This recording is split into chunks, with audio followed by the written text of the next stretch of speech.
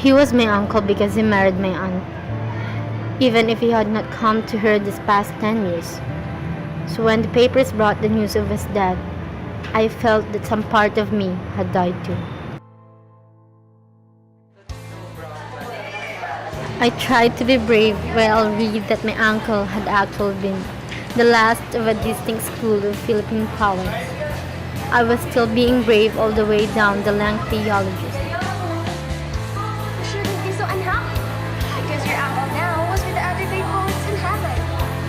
Until I got to the line which said that he was the sweetest lie that ever throbbed with melancholy.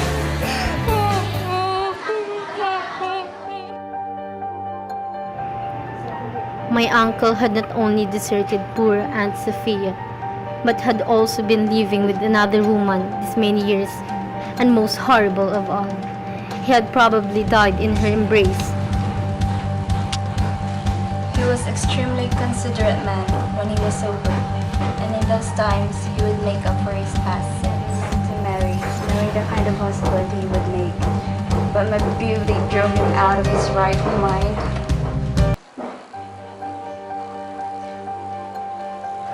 My aunt always forgave him, but one day she had more than she could bear.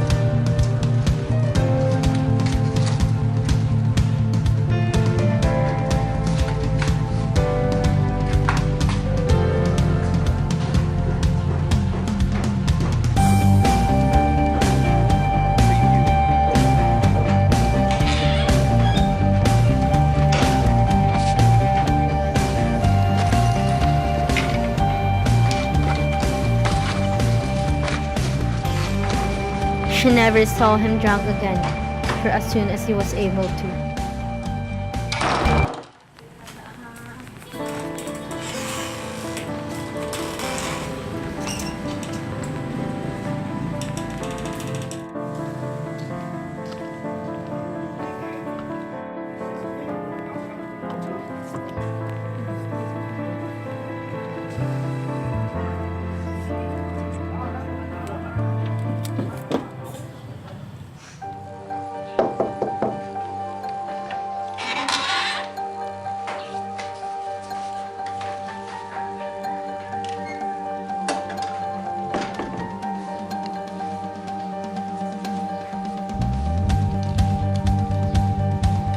How's your aunt?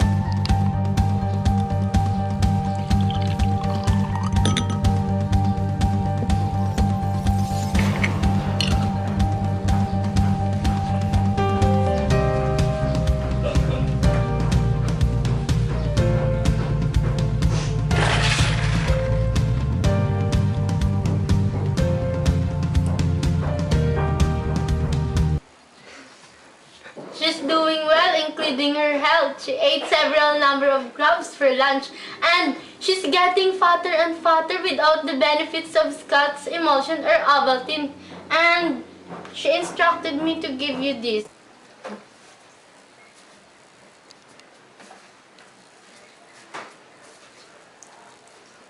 You give this to your aunt.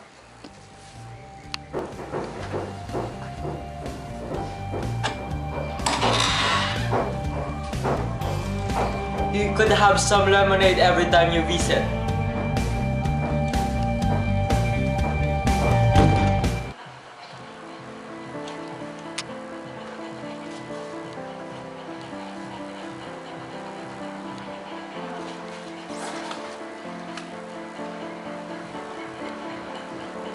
Kinasaya nga?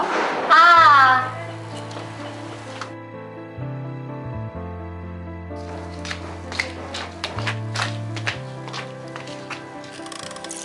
Oh, por Dios, por santo, Ave María Santísima.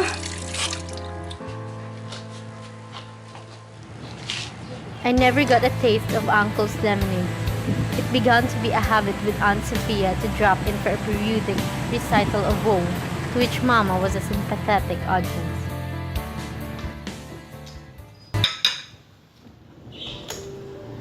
My friend said that he has decreased in weight.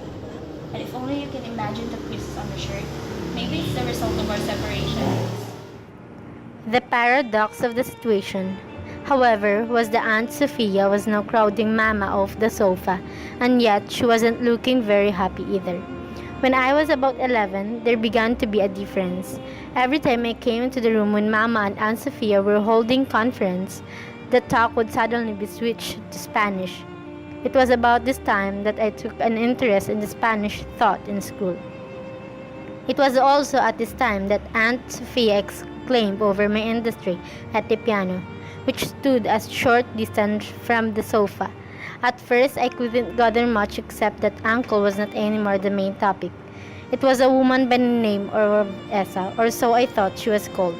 Later, I began to appreciate the subtlety of the Spanish La Mujer Esa, and so I learned about the woman.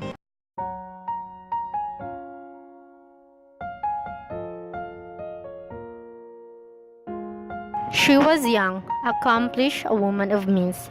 A surprising number of connotations were attached to these terms. Aunt Sophia, being a loyal wife, grieved that Uncle should have been ensnared by such a woman, thinking not so much of herself but of his career. Knowing him so well, she was positive that he was unhappier than ever, for that horrid woman never allowed him to have his own way. She even denied him those little drinks which she took merely to aid him into poetic composition, because the woman brazenly followed Uncle everywhere, calling herself his wife. A confusing situation ensued. When people mentioned Uncle's wife, there was no way of knowing whether they referred to my aunt or to the woman. After a while, a system was worked out by the mutual friends of the different parties. Number 1 came to stand for Aunt Sophia, and number 2 for the woman. I hadn't seen Uncle since the episode of the lemonade. But one day in school, all the girls were asked to come down to the lecture room. Uncle was to read some of his poems.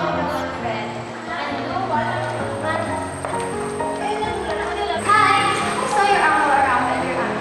She was surprisingly young and modern. Anyways, bye! I have to go to the lecture. I couldn't go down after all. I was indisposed, complicated as the situation was when Uncle was alive. It became more complicated when he died. I was puzzling over who was to be the official widow at his funeral. When word came that I was to keep Aunt Sophia company at the little chapel where the service would be held, I concluded with relief that number 2 had come.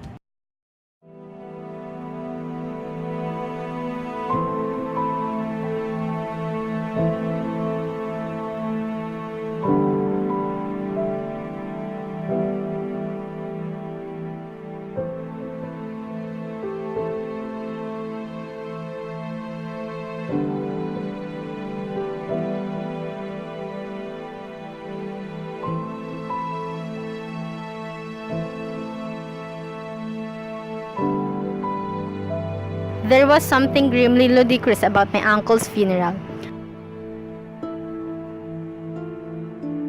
There were two women, each taking possession of her portion of the chapel, just as though stakes had been laid, seemingly unmindful of each other, yet revealing by the studied disregard that each was very much aware of the other. As though, to give balance to the scene, the young man stood his full height near the woman to offset the collective bulk of Aunt Sophia and myself, although I was merely a disproportionate shadow behind her.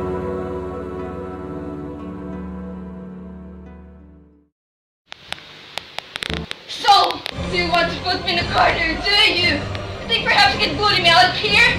Please don't make a scene.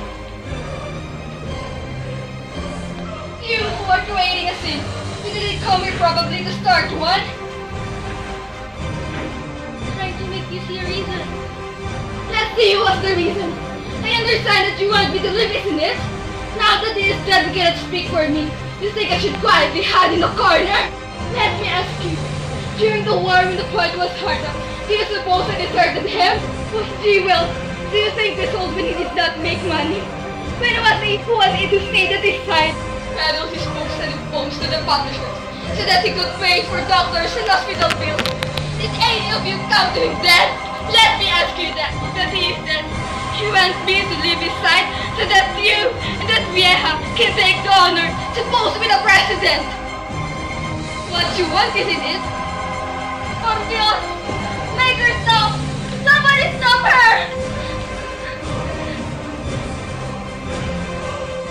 Now you listen, you scandalous woman.